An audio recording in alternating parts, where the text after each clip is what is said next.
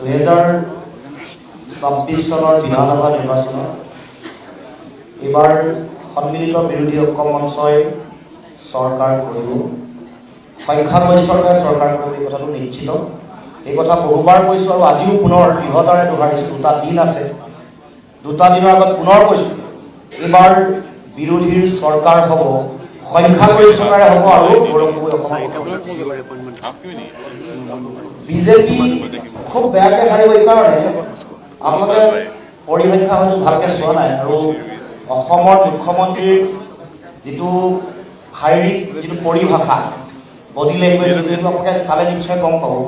আৰু পৰিসংখ্যাও এইটো কথা কৈছে, খুব ভাল সময় যেতিয়া বিজেপিৰ আছিলে 2016 চন, যেতিয়া 2014 চনত মোদী চুনামি হৈছিলে, তেতিয়া বিজেপিয়ে কিমান চিট পাইছিলে গম পাইনে? 60টা চিট, 60, আৰু টোটেল কিমান চিট আছিলে?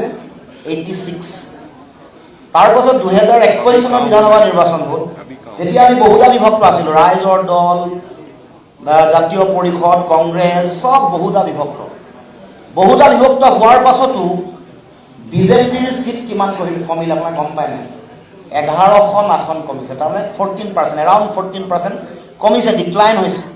এইবাৰ 2026 চন যদি মিনিমাম 15%, সেইবাৰ তেওঁলোকে চিট পালে 75, 86ৰ পৰা 11খন কমি 75, এইবাৰ যদি মিনিমাম 15% ধৰি লওক, মিনিমাম 15% যদি ধৰে, তেতিয়াহ'লে 15খন চিট বিজেপিয়ে হেৰুৱাই আছে। লগত 85.92% টাৰ্ণ আউট, হিমন্ত বিশ্ব শৰ্মাৰ অশালীন অসভ্য ব্যৱহাৰ, তাৰ লগে লগে 70 লাখ ডেকা প্ৰজন্মই, নতুন প্ৰজন্মই ভোটদান কৰিছে, চাইলেণ্ট ভোটাৰৰ সংখ্যা বহুত। এই সকলো ফেক্টৰ কনচিডাৰ কৰি লওক, আৰু এইবোৰে এইবাৰ সাংঘাতিক ক্ৰিয়া কৰিছে। আমি বিৰোধী ঐক্যবদ্ধ, কিন্তু শাসকীয় পক্ষ বহুদা বিভক্ত, তেওঁলোকৰ চিপ্ৰাঙৰ ৰাজনীতি চলিছে। গতিকে এইবাৰ যিবোৰ এক্সিট পল দিছে, এইবোৰ ফেব্ৰিকেটেড আৰু এইবোৰ স্পনচৰ, এইটো কথা সকলোৱে জানে।